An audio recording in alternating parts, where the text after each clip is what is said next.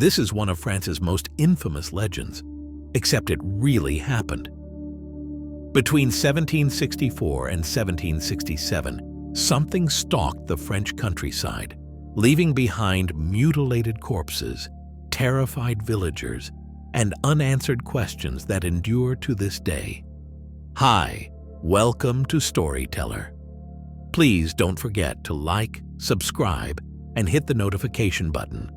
My name is Daniel Jacks, and this is the true story of the Beast of Gévaudan, a true historical nightmare. Chapter 1. The Girl in the Field. June 30th, 1764. Langogne, Gévaudan, France. The sun is just starting to dip behind the hills. A 14-year-old girl named Jeanne Boulet is walking through a field outside her village, herding a few sheep as she's done 100 times before. She doesn't come home that night. When her body is found the next day, it's so brutally mauled that her own father can barely recognize her. Deep claw marks rake across her chest. Her face is torn open, her neck nearly severed. It looks like a wolf attack. Except something's wrong. The wounds are too clean, too precise. And there's almost no blood on the ground, as if whatever did this dragged her body away, then brought it back. The villagers whisper a single word: La Bête. The Beast. Chapter 2. Death returns to the hills. Within weeks, another child is found dead. Then another, and another. Almost all of them are young girls or shepherd boys, alone in the hills or forest. In some cases, the heads are missing. In others, the hearts or livers have been eaten, but the rest of the body is untouched. By the fall of 1764, over a dozen bodies have been recovered, all mutilated. Panic sets in. Villagers start refusing to leave their homes. Churches hold emergency masses. Fields go untended. And still, the killings continue. Witnesses who survive describe a creature that sounds like something out of a nightmare. It was as big as a calf, with a long tail and glowing eyes. It walked on all fours, but sometimes it stood like a man.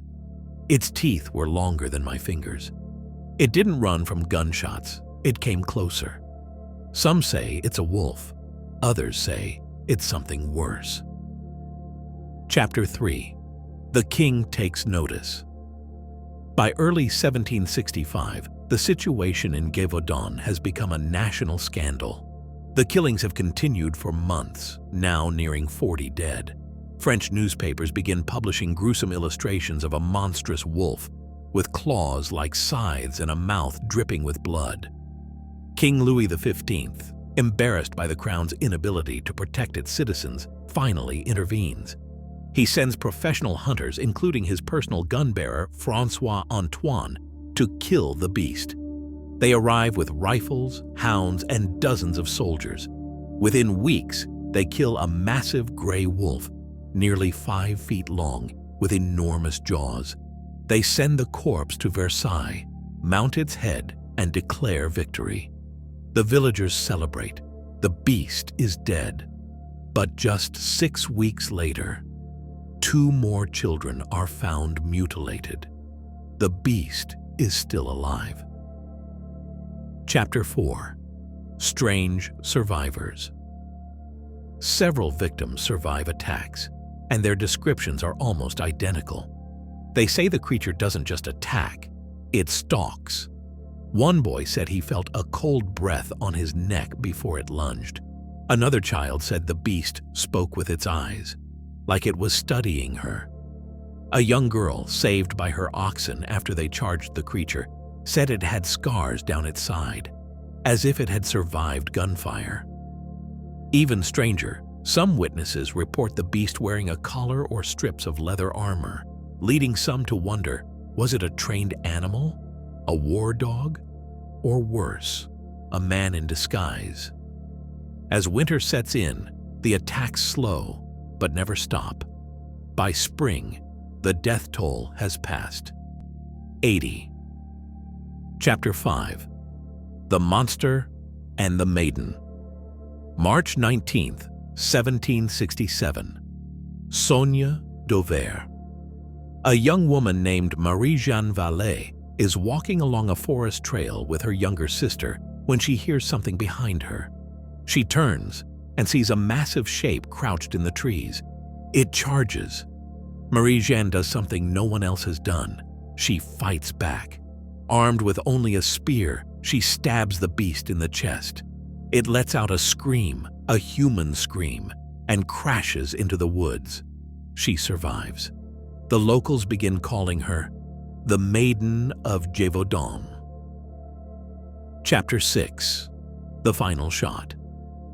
Months later, in June of 1767, a local hunter named Jean Chastel volunteers to join a final search party. He carries a custom-made bullet said to be cast from blessed silver coins, melted down and molded into a single shot.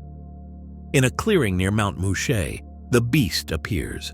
Chastel kneels, aims, fires. The creature collapses.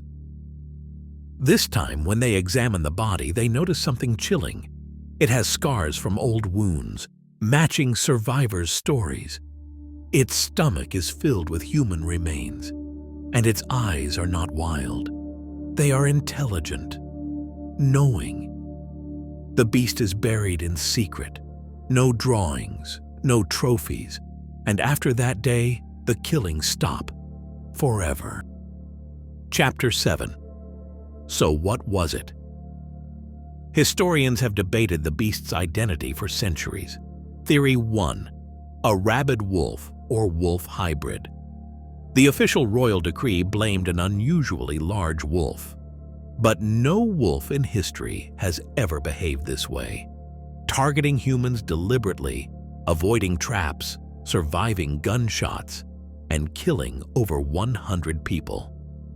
Theory 2. A trained war beast.